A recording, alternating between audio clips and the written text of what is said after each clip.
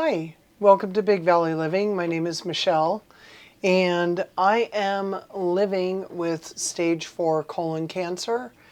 And I'd like to share with you what all is going on in my world. I've been going through treatment using Avastin and FOLFIRI, which is a chemotherapy and somewhat of an immunotherapy drug. The Avastin is a biologic. And I get that before every time they give me the chemotherapy itself. I have gone through 11 cycles now. So we're going to start this video with an update on all of the medical stuff. But in the past few days, I have had a lot of exciting things that I've been able to take part in. On the personal side of just, quite literally living with stage 4 cancer. And I want to tell you about that because it takes some planning, after going through surgeries and stuff like that. Sometimes your body changes and it takes a little bit of planning, but with the right planning and knowing how to work with things that are different in your body, you can lead a much more fulfilling life than you would ever believe. If you would have told me that I am doing the things that I'm doing right now with stage 4 cancer 5 years ago when they told me I had stage 4 cancer, I probably would not have believed you. And I'm a pretty optimistic person. I finished my last round almost 2 weeks ago, which was the 11th round of chemo. I had taken about a 5 or 6 week break. I didn't actually look at the calendar, but I had taken a break for a couple of reasons. One was that I was unable to get a PET scan because my blood sugar was too high. So my doctor wasn't able to actually get a good reading and see if the chemotherapy was shrinking or arresting the tumors as they are growing in my omentum, which is a kind of like a muscle around your major organs. That's where the cancer is right now. It started out in my colon. I had part of my colon removed and resected. I then had a mass on my right ovary, and that was about a year and a half after I had, well, not even a full year and a half, about a year and some months after I had my colon surgery. So I was already past menopause. I went ahead and just had a full hysterectomy to remove any more landing places for the cancer itself. And then I had a spot that they used radiation and chemotherapy to move because it was right on my spine. And to actually remove that would have been too dangerous, according to 2 really gifted surgeons. So we went with the option of radiation, and it did move it. It didn't get rid of it. It ended up just eventually going to my omentum, and that was surgically removed once. But this time we have too many spots, and there's too much going on to open me up and start plinking around in there. We're using medical treatments to try and make that slow down, or just not progress as quickly. I am always hopeful that there will be a new treatment, new drug, new approval in the time between my treatments, and so far so good. Recently I went to my doctor on Thursday. They took a full blood panel, and my doctor and I talked about moving forward because we're coming up to the last treatment for what was initially prescribed. He asked me about my side effects, there's been diarrhea, but that's just kind of normal in my world.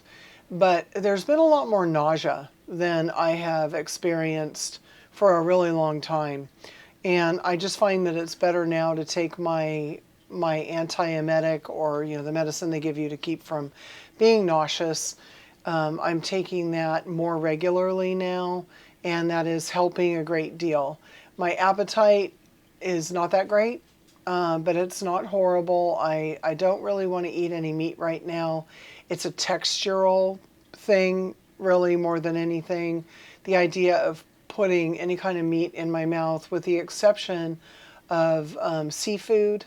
No seafood bothers me, and salmon. I love salmon, and it has not given me any trouble. I also don't mind the idea of having some tuna fish. I mean, just flat out tuna fish. In fact, we're going to have a tuna macaroni salad in honor of my Auntie Chris tonight. She introduced us to it, and so that's what JJ and I are going to have for dinner. I haven't been having a lot of pasta or any bread or anything like that for the most part. It's just been very lean food and Jell-O. I'm not a big Jell-O fan in like general, but I'm a huge Jell-O fan right now. So I've been having cherry Jell-O when I can't do anything else, or a jar of soup. So pea soup, by the way, if you would like to know, is my current favorite. So at the doctor, we talked about those side effects, and he said, I'm not really sure that, doing the last treatment will do much of anything. And if you're not feeling well and you don't want to do it, I'm leaning towards agreeing with that decision for you right now. Again, it's one treatment. And so I agreed. Now, initially he said, I want to see you in a month. And that was around what, the 19th or so of the month, 19th or 20th. And the soonest they could get me in was the first week of October. Well, that was a little too far out for him. And before I see him, I have to get another PET scan so that he can compare that to the last one that I had at the end of July, beginning of August. I think it was the very, very end of July that I had my PET scan. So that's where we are right now. I chose to not do the final treatment because, honest to goodness, you guys, I have really been so nauseous. And I lost 10 pounds in like 6 days, 5 or 6 days. And while I can stand to lose weight, that's a lot of weight in a very short amount of time. And I just felt tired. I've been feeling very, very tired all the time. In fact, Thursday was a pretty good day, but Tuesday, Wednesday, Thursday, with the exception of the morning of Thursday when I went to see the doctor, and Friday, I was feeling real puny. So I rested, I ate what I could eat. My wonderful husband has been making fantastic grilled cheese sandwiches and that on sourdough bread. And that's kind of been a lifesaver for me between that and the soup and the Jell-O. But I'm feeling better today, and I'm happy about that because I went out yesterday and today for fun stuff that I'm going to share with you in just a minute. So, finalizing the update. My blood test came back today and it showed that my CEA, which is a blood test given to cancer patients with certain cancers, one of them being colon, which is what I have, is colon cancer. And that actually came back 3 points lower than it was 2 weeks ago. So it isn't fantastic. It's still in the 20s. Ideally, they like it to be under 5 to show that there's no active cancer growth. But I'm going to take a 3-point reduction as a win because it didn't go up. It makes me really, really happy, actually. And then, so my appointment, which was initially going to be the first week of October, is now going to be the second week of September because my doctor opened up another day to see patients to make sure that we could all see him when we need to. He has a lot of administrative things that he has to do as well. And so he was only seeing patients a couple times a week, but now he's seeing them 3. So I'll be going in about 3 weeks to see him, and in that time I have to go get a PET scan. I'm going to, well, I have to wait for the approval, which I anticipate there's not going to be a problem. But I probably am going to push it as far as I can from today's date and closer to the appointment date with him, so that the chemo I did have would have more time to, get through my body and do what it does. My blood sugar has been really good lately. I've had, well, number one, not eating hasn't made it horrible, that's for sure. But also just regulating my diet and my exercise and medications and everything has been very helpful. So I do not anticipate the troubles that I had before when I went in. My blood sugar was just spiking, partly because of nerves and partly because probably my doctor said the steroids that I have to take while I'm on chemo do tend to negatively impact my blood sugar, and it hangs on for a while. So it just meant that I had to take more medicine than usual for my actual blood sugar. But all of that seems to be in a good place right now. And we're going to move on to the fun stuff that happened. So on Thursday afternoon, my brother and his wife, I love her so much too, and my niece came over with my brother and sister-in-law's grandchildren, and they went swimming, so I got to visit with them. And then on yesterday, I got tickets from one of my neighbors who couldn't go to a musical that she had tickets for. So I went and saw the musical Hair. And Hair was actually written and started out right after I was born. And it was during the Vietnam War, so that's kind of what it's about. But I do remember some of the songs from that play or from that musical just from my childhood. You know, you might hear them on the radio. One of them is Aquarius by the Fifth Dimension, and I love the Fifth Dimension, and I love that song. So that was pretty cool. It was in the play.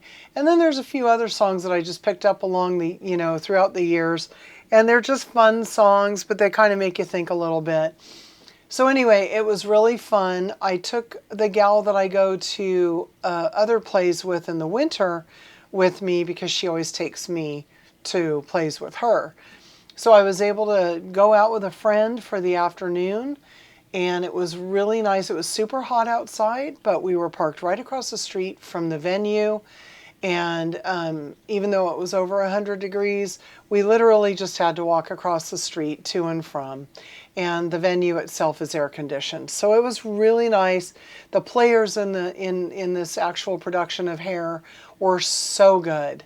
They were just really, really good. And at the end, they go up the aisles of the venue, and I was standing next to just the cutest young man that was in the musical. So it was really cool because he was singing right next to me at the very end when they were singing Aquarius. It was so awesome, you guys. After that, we actually went out to dinner to my friend and our very favorite Italian restaurant in Sacramento.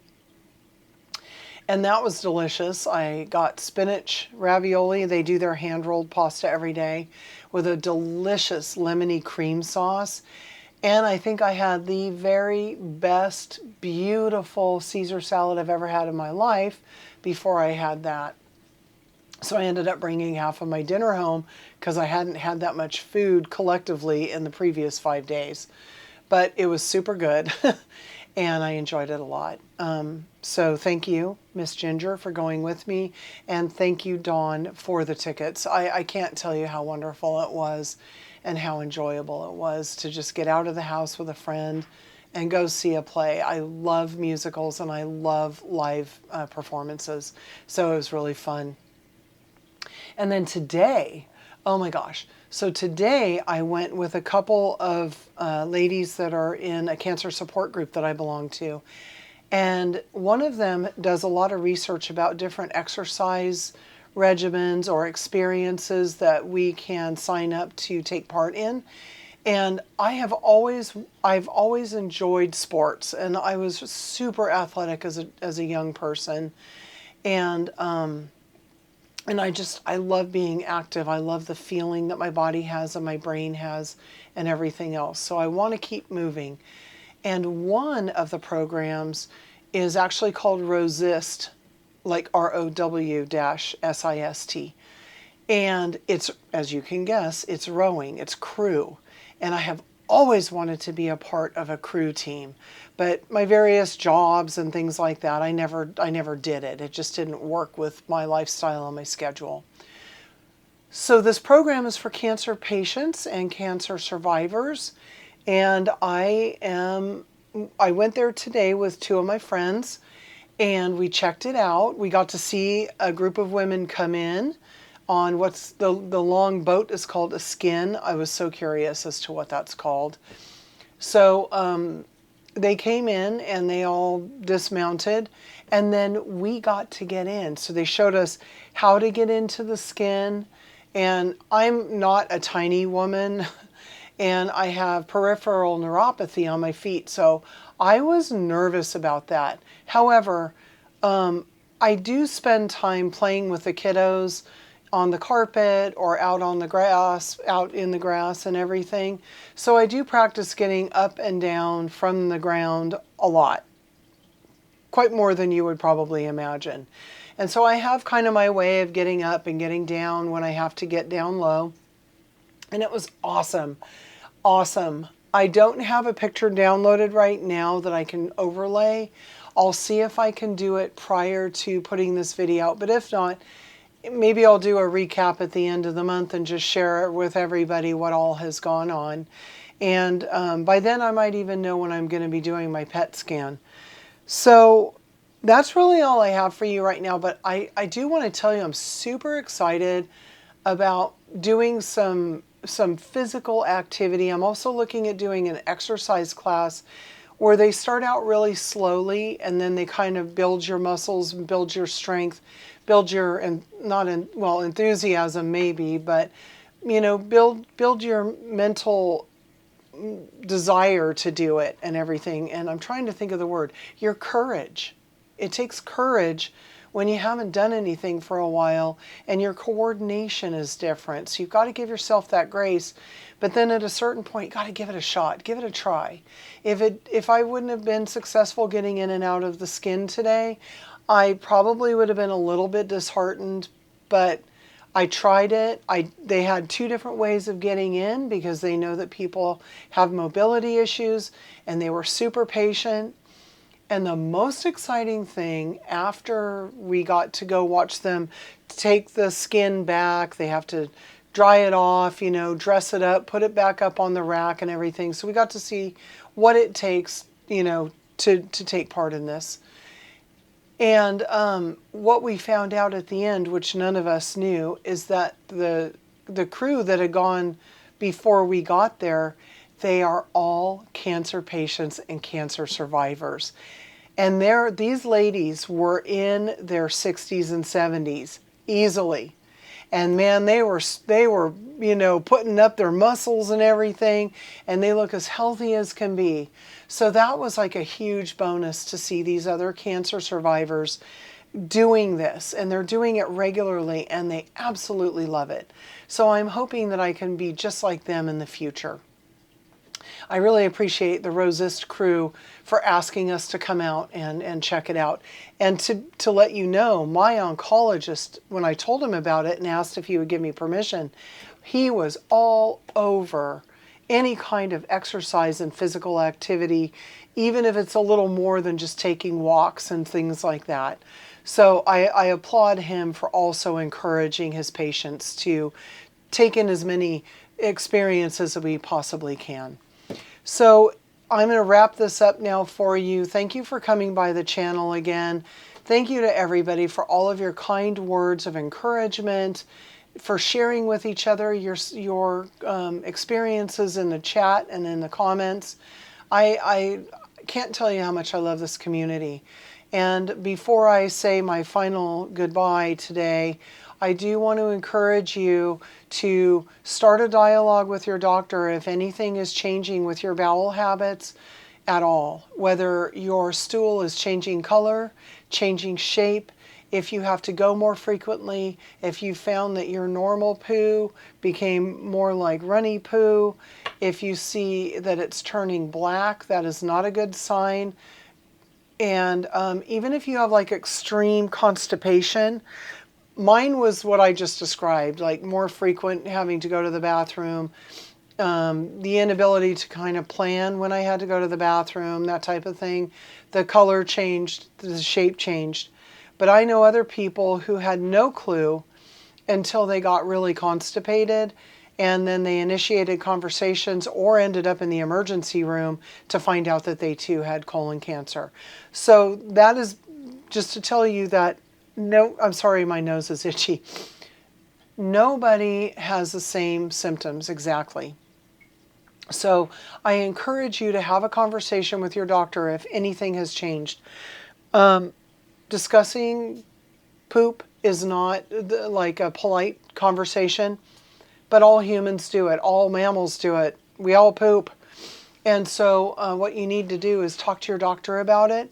You won't embarrass your doctor, but your doctor needs to know so that they can help you hopefully get checked and get a clean bill of health, or get checked early enough so that you don't have to get full-on cancer and you don't have to go through the things and the changes that I've had to go through.